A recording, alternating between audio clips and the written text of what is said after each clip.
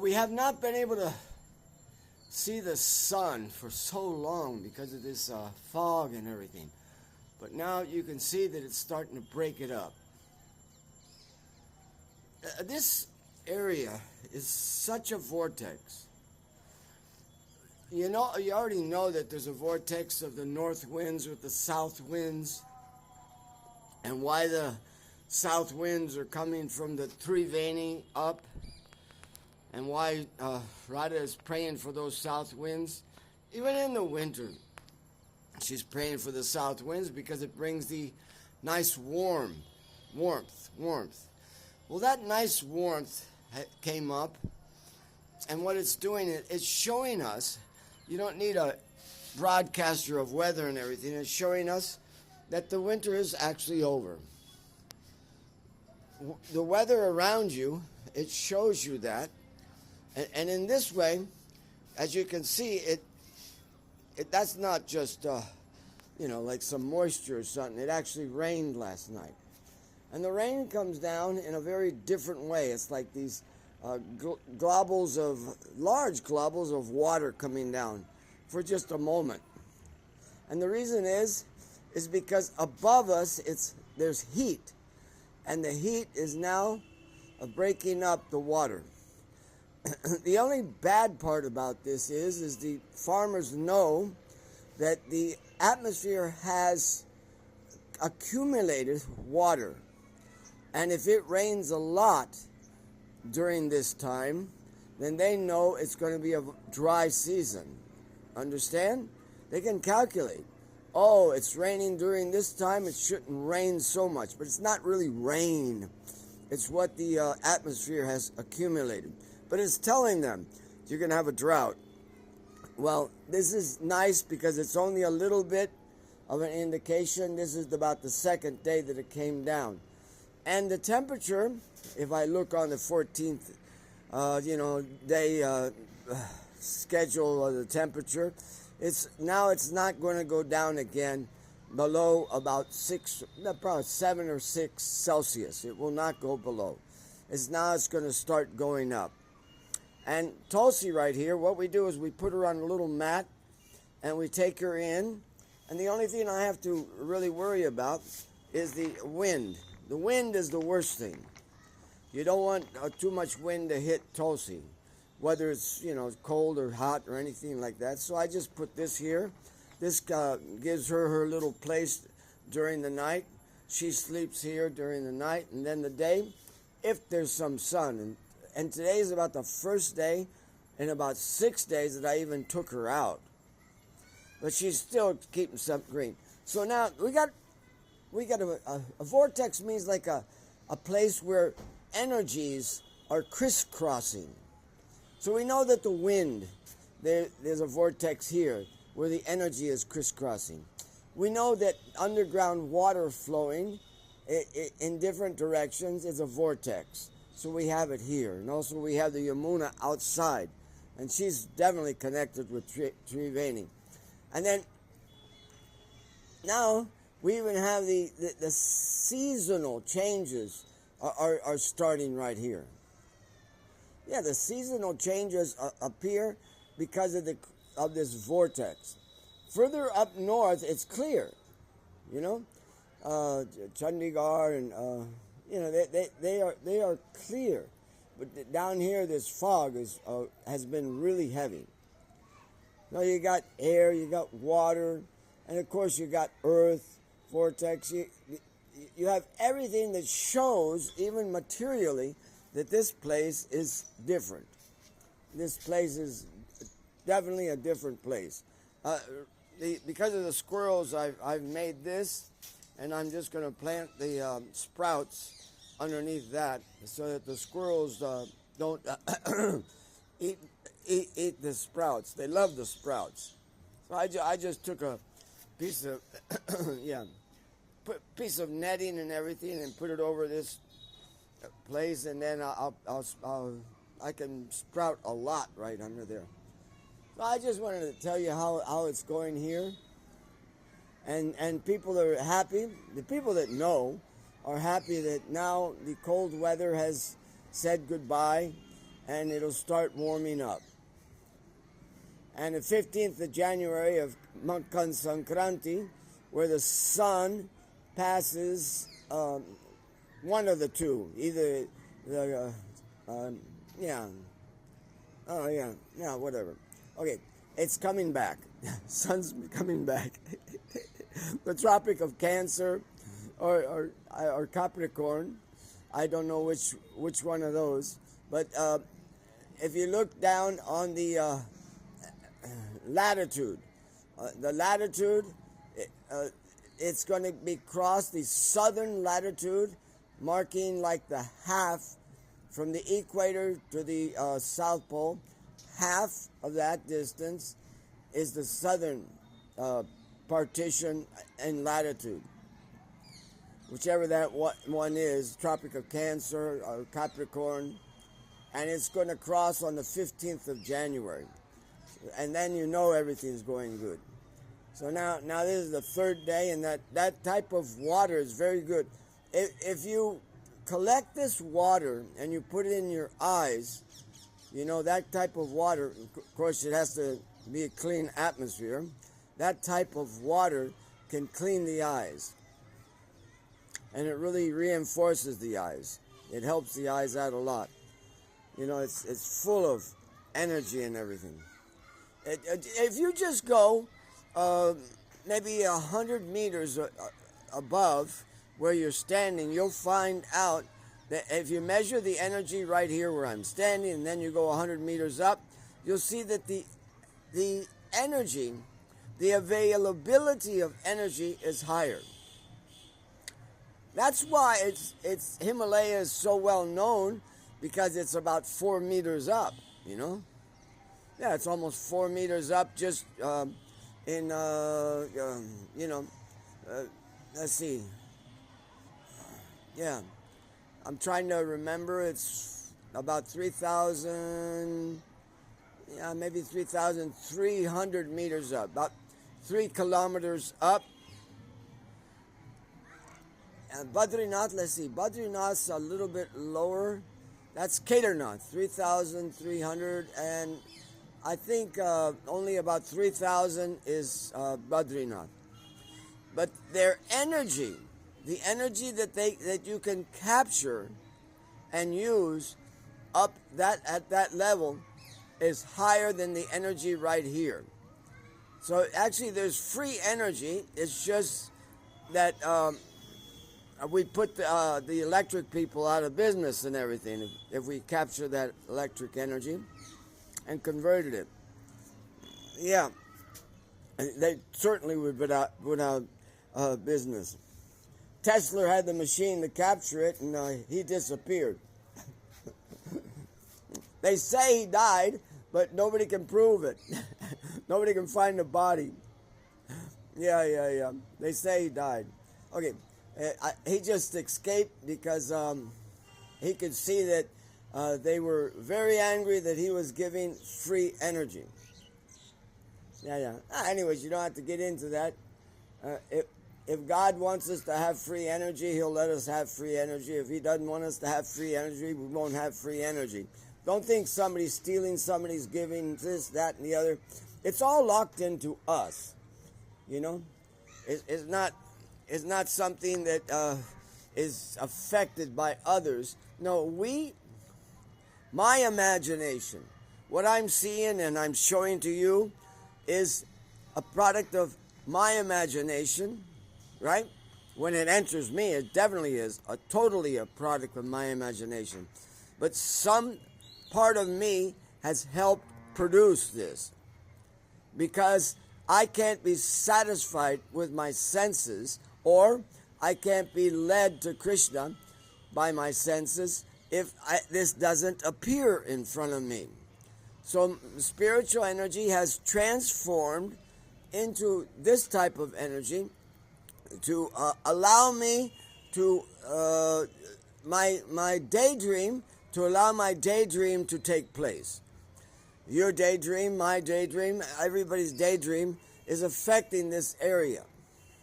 And it's so that we can occupy our senses in some way and understand the daydream. It's like, people are sitting. If you wake up in the morning, the first thing you should do is write down your dream that you last had. Every day you should write down the dream that you last had. Well, this dream has been with me since I came out of my mother's womb. But considering that, and not considering the time aspect, all my bodies that I have entered are actually right now having this daydream. Yes, at this moment, from the time I entered this material world until now, each one of the bodies, because my consciousness is spiritual, so the consciousness has grabbed this in each one of those bodies, and it is watching it right now, wherever it was, whatever it was doing, in whatever body it was in. It is doing it right now. That is the reality. But we have to put an aspect of time. Time doesn't change, but the effect of time changes. So don't call it time, it's the time factor. It's totally different. So I'm thinking that was the past, and I'm thinking there's a future. But actually it's all happening right now. Yes, it's inconceivable, but that is the reality.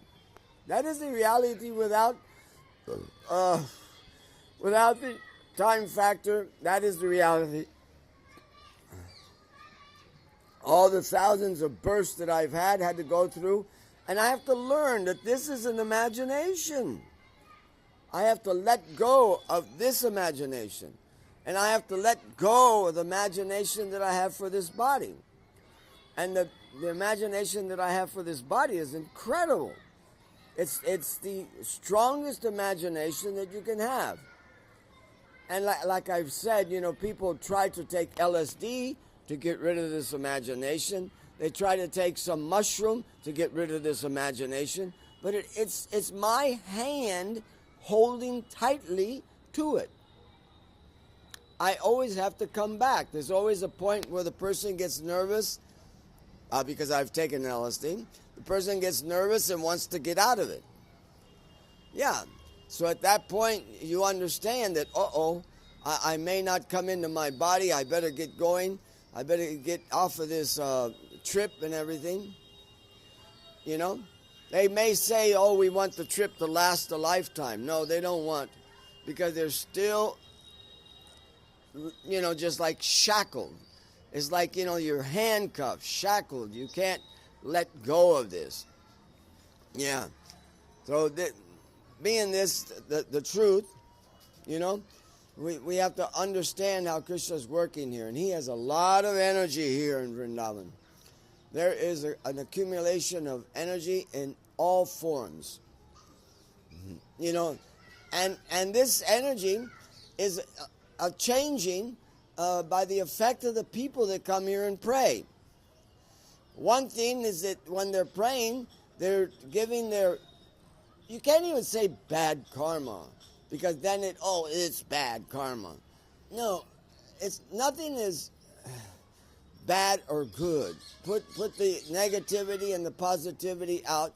No, they're leaving something here, and it accumulates itself in the way of dirt, or it accumulates itself in the people's mind being disturbed, or it accumulates themselves. But that is just, and it is. You can call it sinful reactions. You can call it sinful reactions. You take a bath in the Yamuna, you wash your sins, but the sins turned into dirt. But what kind of dirt? Is it? No, it's not contamination. It's not negative or positive. No, it's cleaning the soul. It's cleaning the soul just so your imagination can get to a different level, a higher level. Yeah. So that's the purpose of this place. So when the people come from different places and they come here, we expect that something they're going to leave here is going to for us, disturb the atmosphere. Yeah, disturb the atmosphere. Too much plastic, too much dirt, too much this, oh, everything. Yeah. Yeah. You know, and it don't worry, it comes in heavier grades than that. All it has to do is a little bit of an earthquake, ruin the piping for stool to move, and that's it. We'll have stool all over the place, you know. But that is the cleansing. So you want something to be cleansed, and in Krishna here in this area, he shows us so bluntly how it is, you know. You expect that when there's a big festival and everything, and people come here, you're expecting that dirt will come in so many ways. I mean, I laugh about it, but the off the main streets, all of a sudden you pass by a hotel and it says, "We rent for 1 hour." You know, right here in Vrindavan. So you rent for 1 hour. You know, what can I do in 1 hour? You know, okay. You know, they don't put the name, you know, it's a prostitution house. They just say, "We rent for 1 hour." You can easily find out how to do it, you know. So it's all here. It all manifests itself. Yeah. But and the accumulation may become so great that Krishna has to, redo the whole place. Don't worry. Every one of these buildings can disappear completely. It's 125 feet down before you hit a limestone platform. 125 feet down before you hit a limestone platform. In other words, these buildings can sink and totally disappear. Sink and totally disappear. And person may say, "Oh, that's not going to be happening so fast." Well, we sold the hotel in Miami Beach on Collins Avenue, 24th Collins Avenue. The Govindaji Vaikuntha building was there, and we noticed that it was sinking into the sand. So we understood, because it was so old, that the foundation wasn't made. In Japan, they make foundations that actually float. They're floating foundations. They do it in a certain way where it doesn't depend on the dirt below it as much as it does in other places. But there, all of a sudden, we were finding out that, this building is sinking. So it was like time to move the temple. So that time, a nice Jewish businessman, he bought the temple for his son, wedding. His son was going to have a wedding, so he bought the temple for him and took it, and we moved. So don't think that building right there can't disappear. It can disappear easily. And it is even shown because the Govindaji deity of Rupa Goswami, which is only 500 years ago, was found buried in the dirt. And that may not seem so incredible, but it was found 4 floors down. So if you measure a floor, it's maybe, it's over 10 feet. So that's about 50 feet under the ground is where the Govindaji deity was found. That took a lot of courage. And in this area, there was hardly anybody living, and it was only the cowherd boys that were helping Rupa Goswami. But they all had so much affection for him and so much confidence that he was telling the truth that they kept on digging for 4 floors down, around 50 feet down to pull that. And they just found the head, the little bump on the head of Govindaji. And then they dug around him. So it was even more than 4 floors down. So if that can happen in 500 years, you can imagine this place can totally disappear easily. And this place has probably been cleaned in that way many, many, many times. More times than you can think about it. So here we are in Vrindavan, and I hope Surya comes down. Deva Divikaram Namasyati Shiradikaya Sadabishtam. O Deva, O Surya, please show this Radhika and give me a gift that I've lost. Yes. Jai Surya Dev. Jai Vrindavan Dham. Jai Tulsi Devi. This, the energy here is definitely in charge, not me. Actually, the Indian government, they are smart. They have measured the the energy that is coming from different places, and they say that the energy coming where a Jyotir Shiva Linga is like almost the same for each Jyotir Shiva Linga, and they can identify it, that there's energy coming up.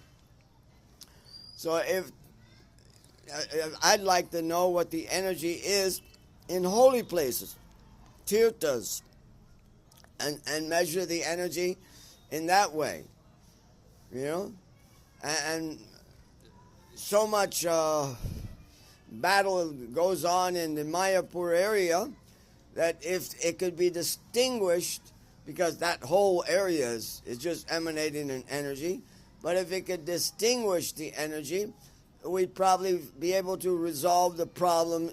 Was it on the left bank? Was it on the right bank? Was it this? Was it that? You know, because the energy is still there. Just like when Prithu Maharaj came to Mayapur, and his persons, remember, he was the one that told Mother Earth to give us back the energy so we can grow our crops, right? And so she allowed that. But he was making a lake in the Mayapur area.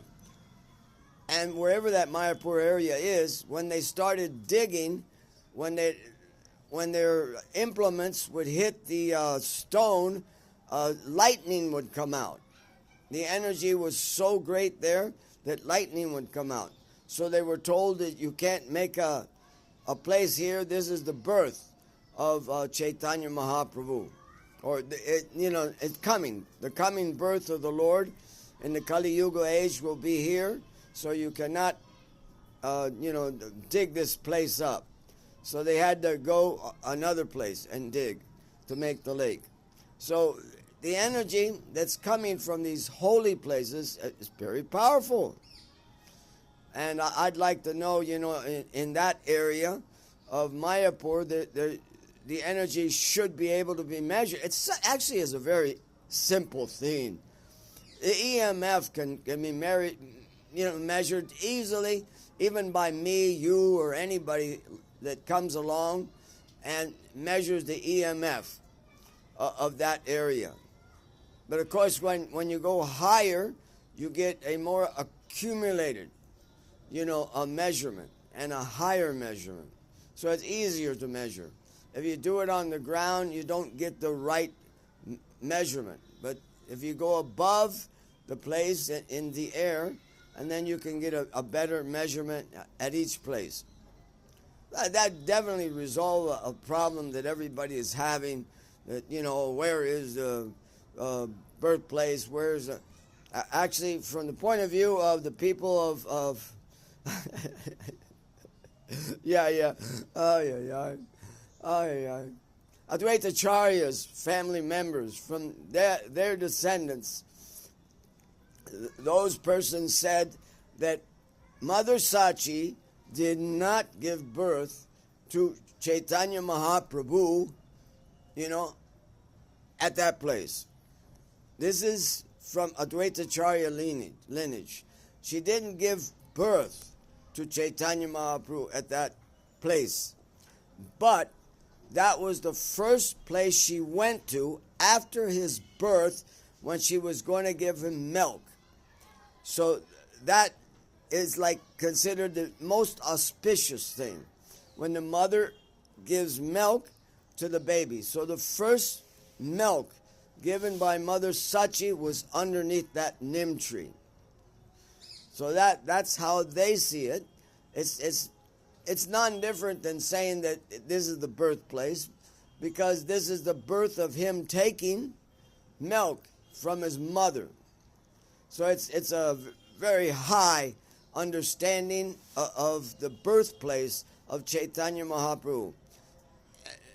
And even Srila Prabhupada, he was not born in his paternal house, he was born in his maternal house, because that is tradition, that the mother takes care of her daughter the best, so they're born in that house, not in the father's house. Yeah, so even Srila Prabhupada was born in the maternal house and then taken to his own house. And so Chaitanya Mahaprabhu, because of tradition and because of ways, he was born in Sachi Mata's house. Yes. And that's all, it just becomes so easy, because at that point, Sachi Ma was bathing in the Ganga, and Advaita Acharya was on the same side, and he could see that his ghee lamps were going upstream. They weren't coming downstream, they were going upstream. So he went to check it out, and his ghee lamp that he was offering to Vishnu to please come was going first around Mother Sachi and then coming downstream and going. So as soon as he saw that, he says, she's carrying Vishnu. I'm offering this to my Shaligram. I'm praying for Lord Vishnu. I put this in the water and it goes upstream and it goes around her and then comes down.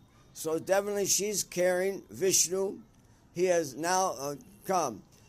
But that was on his side, where he was bathing regularly.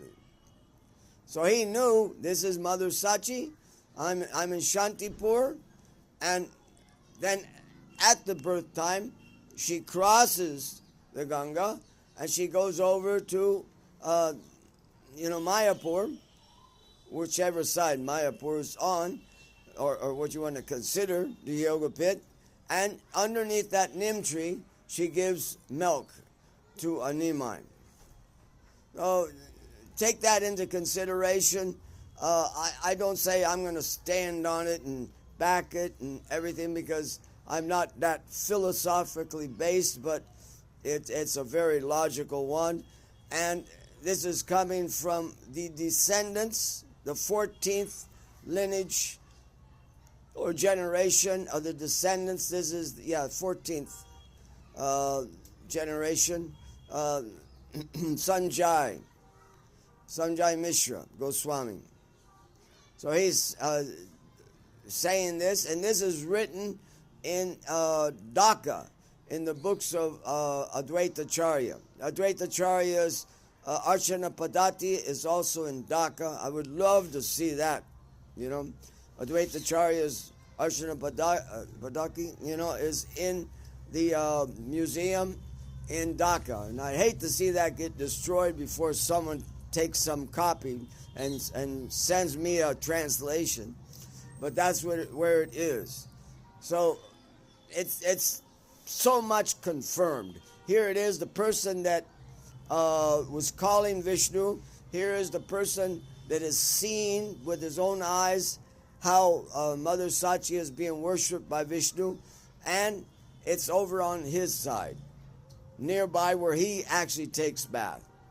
So I have to go accept to an extent that, and if somebody wants to say, okay, underneath this nim tree, Mother Sachi gave birth to Nimai, then, great, say it like that. Because she did give birth to Nimai underneath that nim tree. She gave her the energy for him to live. The energy for him to live was the milk that the mother was giving. The milk of the mother actually gave birth. Not just coming out. If he comes out and he doesn't even drink milk, the person will pass away. So when you give milk, to that baby, and it takes in that milk is like the best. So I would definitely go, tend to think, okay, I'll accept Advaita Acharya's. I better accept something, because I have a deity of Sita Nath right downstairs. So I better accept something of that. Okay. Don't want to take too much of your time. This place is a vortex in so many ways.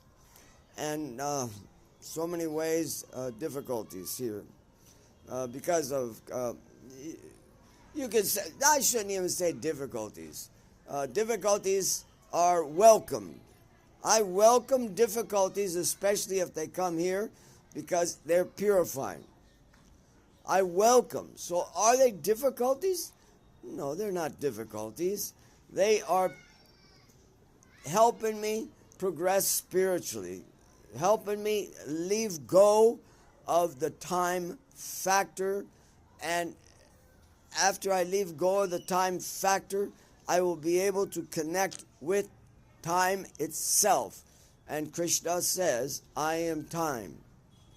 The devourer of everything. Why, devourer? Come on, Krishna, don't say so much like that, because you also give life. He makes it seem so, I devour you.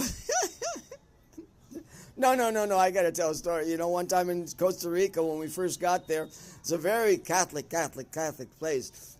They didn't even want me to register the society. I was having so much trouble. And somebody sent us a nice refrigerator right from the United States way back in the 70s. And so we got a clearance that we weren't going to have to pay the tax. So all of a sudden, when I go down there, I would fill out my own papers and take something out of the customs. And all of a sudden, they said, no, you have to pay tax. I went, what? No, this is a religious place. This, that, and the other. Says, no, you have to pay tax. So they told me to go to the Minister of Hacienda, or the Treasury, the Minister of Treasury, and I went to the Minister of Treasury. I sat outside of his door about for 3 days, and I knew he was passing by, but he wouldn't even make like I was there. So I gave his secretary, roses. I gave her prasadam. I gave her this. So many things I gave her. So one day he did make a signal for me to come into his office, and he sat down behind his office desk, big old office desk too. And he sat me in front of him, and I said, sir, I'm coming here because your customs said that I could bring this in free of tax because we're a religious society. And he just said no. And I said, but sir, that tax is heavy. This is something that most people don't have, and it's a heavy tax. And he said, no. And then he just looked at me, and he really, even was pushing on his own chest. He says, I am an atheist. You understand? I am an atheist. So at that point, I said, that's it. I got to teach this guy a lesson. So I leaned over until I could grab the other side of his desk, and I pulled myself up until I was about maybe 6 inches from his face. And I said, sir, Krishna is death for you and nothing more than that. And you can't stop death, and he is death. And then, I went back. And then all of a sudden, I looked at him and I said, you know what? I know your son. And I'm talking to your son, and I'll make him a devotee. And of course, I'm thinking that his son will correct this guy.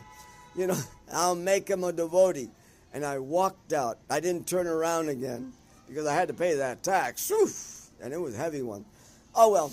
So don't think time is so bad. Time is liberating. Time is liberating. Only for the atheists, only for the people that are so attached to this body is time bad. For the devotee, it's liberation. It's liberation from the shackles, and we hope to get liberated completely. That's what it is. Nothing less than that. Yeah. So, okay, so back to this. Here we are. And this morning it was 7 degrees Celsius in my room. Because I don't like those heaters. You know, those, they just give imaginary light. Yeah, okay. Hare Krishna, Hare Ram. Have a good day.